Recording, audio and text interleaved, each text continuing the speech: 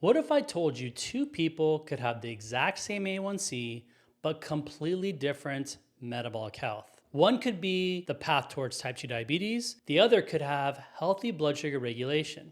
So, how is that even possible? Because A1C only tells part of the story. It's one of the most important numbers doctors use to diagnose and monitor diabetes, but it's also one of the most understood. Most people are told focus on getting your A1C below a certain number. Some even wonder if that number should change as they get older. But after helping over 7,000 people with type 2 diabetes, I can tell you that the better question isn't just what's a normal A1C. It's what is my A1C actually telling me and what is it missing? Because I've seen people with normal A1C levels who were already developing insulin resistance. And I've seen others become so focused on one number that they completely missed the big picture. So today, let's talk about what a healthy A1C really means, how age fits into the conversation, and why understanding this one test can completely change how you look at your metabolic health.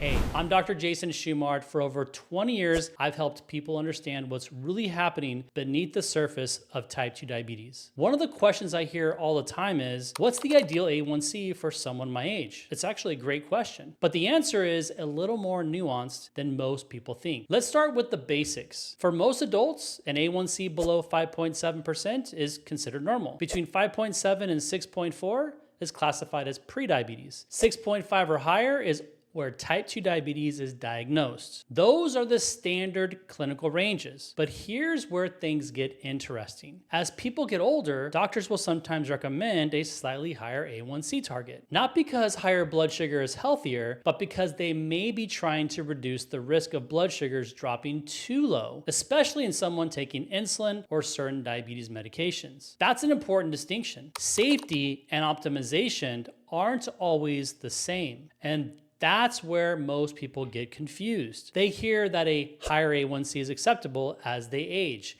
and assume that means it's ideal. Those are two very different conversations. If this is making sense and you enjoy learning about type 2 diabetes this way, hit the subscribe button. Every week, I break down complex topics into practical information you can actually use. Now, here's what I think is the bigger conversation.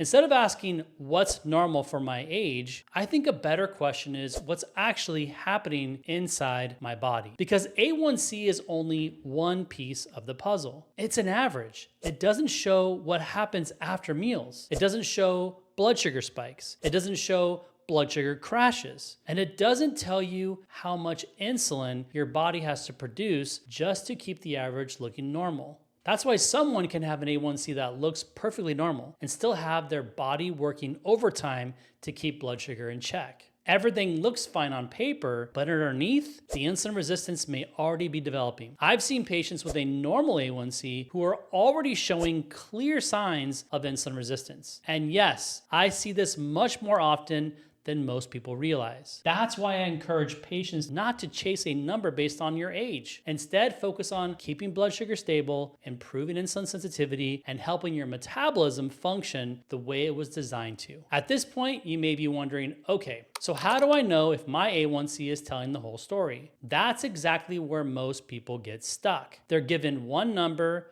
but not the information they need to understand what's happening underneath. So I created a simple guide that walks you through the labs and markers we use to build a more complete picture of your metabolic health. You can download it for free using the link below this video. My goal is to simply help you understand what's actually happening inside your body. You'll learn which markers really matter and why normal labs don't always tell the full story. Once you start looking beyond A1C, everything begins to make a lot more sense. Because now you're no longer relying on one number to tell you how healthy your metabolism is. You start looking at fasting insulin. Why? Because fasting insulin often begins rising years before blood sugar does. It's one of the earliest signs that your body's becoming more resistant to insulin even when your A1C still looks normal. You also begin paying attention to blood sugar variability. Not just your average blood sugar, but how much it's rising after meals, how quickly it's coming back down, and whether you're experiencing those repeated spikes and crashes throughout the day, because those patterns can tell you a lot about what's happening inside your body long before your A1C changes. That's how early metabolic dysfunction often develops, quietly, gradually, because A1C only tells part of the story, sometimes for years before type 2 diabetes is even diagnosed. And that's why I don't want my patients to focus on one number alone. I want them to understand the whole picture, because when you understand what's actually driving the problem, you can make decisions that improve your metabolic health, not just your next lab result. And that's the difference between simply monitoring diabetes and understanding what's actually driving it. If this helped you understand your A1C differently, download the guide below and start there. And if you want more practical, science-based explanations about type 2 diabetes and metabolic health, make sure you're subscribed. I post new videos every week to help you better understand what's actually going on with your health.